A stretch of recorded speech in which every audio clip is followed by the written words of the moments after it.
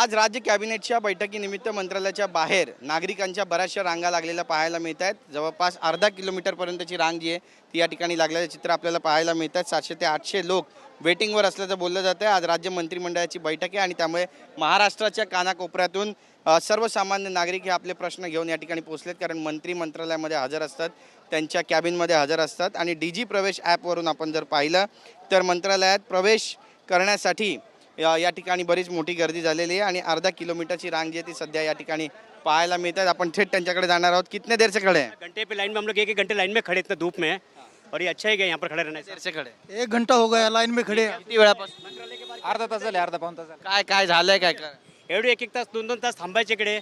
मंत्रालयामध्ये तुम्ही व्यवस्थित ऑनलाईन सिस्टीम व्यवस्थित नाही.